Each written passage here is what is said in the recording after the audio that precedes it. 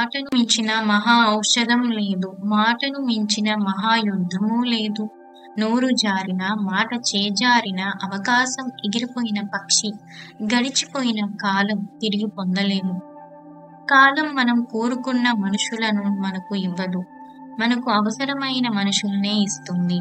ఇది తెలియక మనం అవసరమైన వారిని వదిలేసుకొని అవసరం లేని వారి కోసం పరిగెడుతూ జీవితాన్ని నరకం చేసుకుంటున్నాం. ఆనందం కోసం అన్వేషిస్తున్నంత కాలం దుఃఖమే మిగులుతుంది. 10 మందికి మంచి చేసేవాడికి మంచి ఆలస్యంగా జరగవచ్చు. కారణం ఒక పరీక్ష కావచ్చు. 10 మందికి చెడు చేసేవాడికి చెడు కూడా ఆలస్యంగా జరగవచ్చు. కారణం ఈ మధ్యలో మంచిగా మారతాడని. కష్టాలు కానీ సుఖాలు కానీ కాలం గడిచిన కొద్దీ అలవాట్లుగా మారిపోతాయి. తరువాత వాటిని గురించి ఆలోచించడానికి కూడా ఏమీ ఉండదు.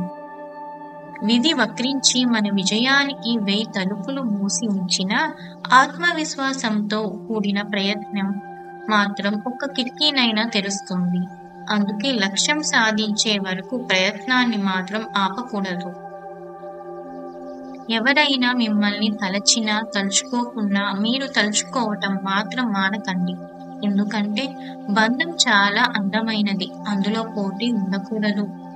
ఎప్పుడు కలిశారు అన్నది కాదు, పరిచయం ఎలాంటిది అన్నది కాదు, పిలిచే పిలుపు ప్రవర్తన హృదయానికి హత్తుకునేలా ఉంటే వాళ్ళు మనకు తెలియకుండానే మన జీవితంలో ముఖ్యమైన ఆప్తులుగా మారిపోతారు. ఒక విత్తనం భూమిని చీల్చుకొని మొక్కలాగా ఎదిగేటప్పుడు ఎలాంటి శబ్దం చేయదు. కానీ అదే వృక్షం భూమిపై కూలినప్పుడు పెద్ద శబ్దం వస్తుంది. పతనంలో శబ్దం ఉంటుందేమో కానీ ఎదగడంలో మాత్రం నిశ్శబ్దంగా ఉండాలి. నేర్చుకోవడం ఎప్పుడూ మానుకోకూడదు. ఎందుకంటే జీవితం ఎప్పుడు ఏదో ఒకటి నేర్పిస్తూనే ఉంటుంది. ప్రేమ, శాంతి, ఇతరులకు స్వేచ్ఛను ఇచ్చుట అనేవి మనోబలానికి నిదర్శనములు. సంతోషంగా ఉన్నప్పుడు మనలోని అహంకారం దైవాన్ని మరిచిపోయేటట్లు చేస్తుంది.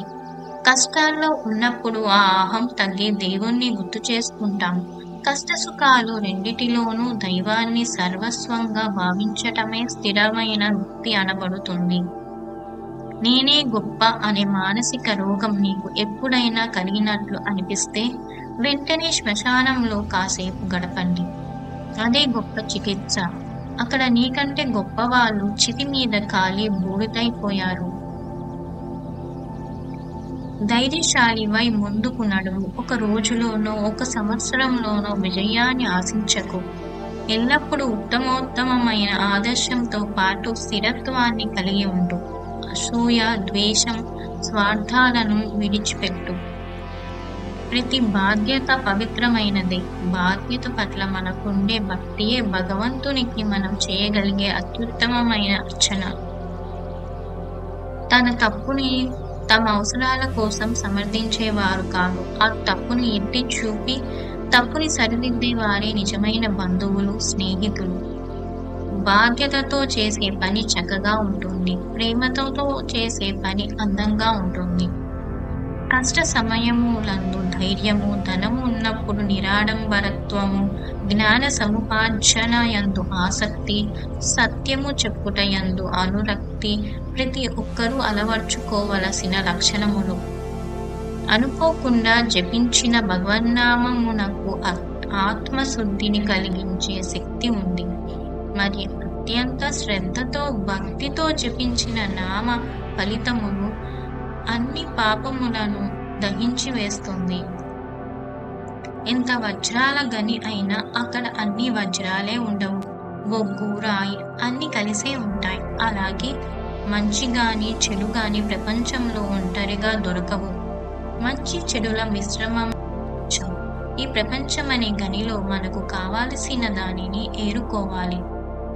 నిజం పలకడానికి ధైర్యం కావాలి. సత్యం పలకటం వల్ల తాత్కాలికంగా కష్టాలు ఎదురైనా చివరకు విజయం స్మరిస్తుంది.